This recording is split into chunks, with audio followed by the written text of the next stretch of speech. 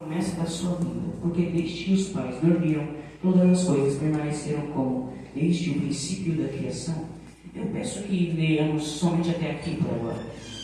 Pedro, neste momento, escrevia uma carta a uma igreja que estava sendo fortemente perseguida e martirizada. Com isso, muitos dos fiéis da época estavam começando a apostatar da fé. Então Pedro ele vai escrever essa segunda carta para fortalecer a fé de cada um dos cristãos que se encontravam naquela igreja. Então, ele vai escrever essa carta quase inteiramente ensinando que, independente de falsos mestres, independente de zombaria da palavra, eles devem permanecer firmes. Esse foi o principal intuito da segunda carta de Pedro.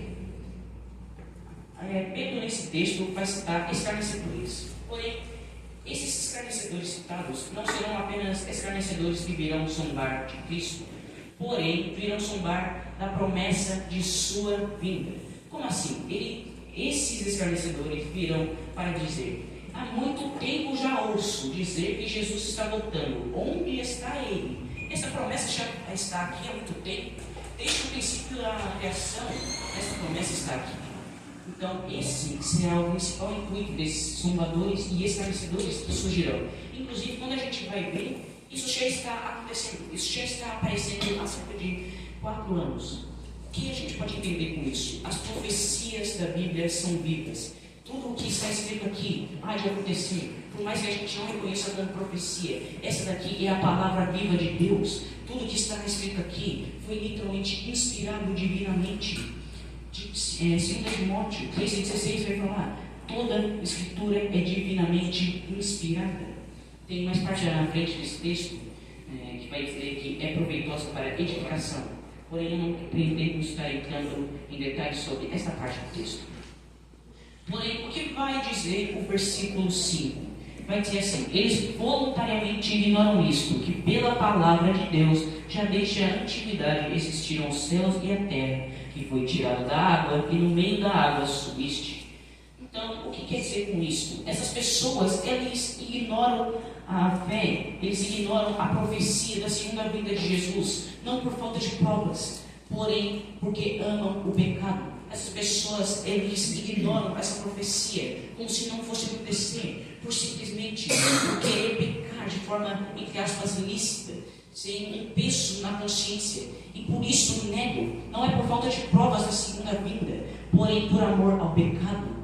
Essas pessoas a gente inclusive encontra dentro de várias e várias igrejas que buscam um evangelho que não pregue arrependimento, um evangelho que não pregue renúncia, um evangelho que não pregue que se você quer ir para o céu, você tem que renunciar ao pecado, você tem que renunciar a tudo aquilo que te afasta de Deus. A Bíblia vai falar em Romanos 3:23 que todos pecamos. Porém, isso não é desculpa para permanecer no pecado, porque tem uma clara diferença entre ter a natureza pecaminosa e viver no pecado. Qual é a diferença, você me pergunta?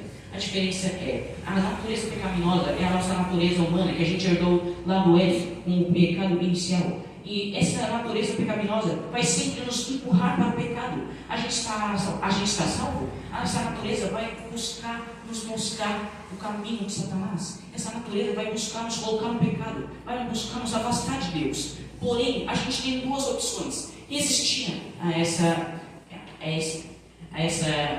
natureza do pecado, e também temos a opção de não resistir, no caso de permanecer no pecado. O que seria isto? Iniquidade. O que é iniquidade? O ato de você pecar constantemente e repetidamente, consciente que isto é pecado e sem se arrepender. Isto é iniquidade. E Jesus já alertava a gente que no último dia, no dia do juízo, muitos virão dizendo: Senhor, Senhor. Porém, escutarão: apartai-vos de mim, vós que praticais a iniquidade.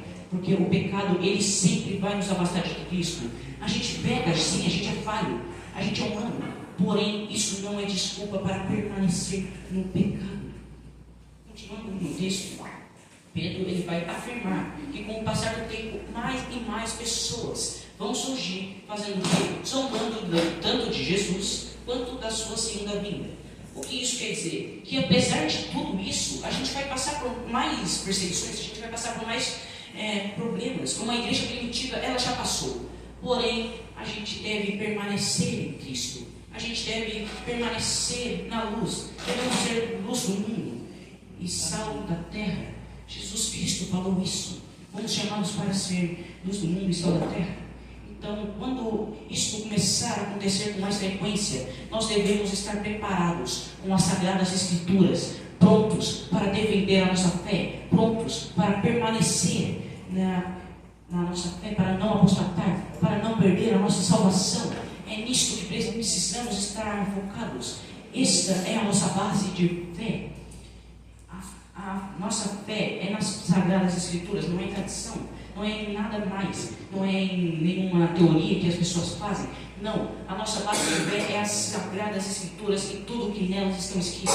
O que as Sagradas Escrituras dizem? Que um dia virá Jesus em toda a sua glória, rasgando o céu e buscando aqueles que são os salvos, os eleitos, antes da fundação do mundo. É isto que as Sagradas Escrituras dizem. Nós precisamos voltar às profecias de Atos, capítulo 1 e verso 11, que vai nos dizer assim: os quais lhes disseram, varões galileus, por que estáis olhando para o céu? Este Jesus que vós receberam em cima do céu, há de vir como para o céu o vistes ir. Jesus, Ele vai voltar em glória, por mais que você não queira, por mais que você tenha medo. Jesus, Ele vai retornar. E o dia do juízo está mais próximo do que a gente imagina. Não importa a sua base escatológica, linha teológica, mid, pré, pós, não importa. Jesus Cristo vai vir, Ele vai julgar os céus e a terra, como Ele fez no dia passado. Sodoma, Gomorra, o dilúvio. Isso são provas de que Jesus não deixa o pecado passar impune. Porque tudo aquilo, o que desagrada a Deus, Ele há de consumir. Aleluia, glória a Deus.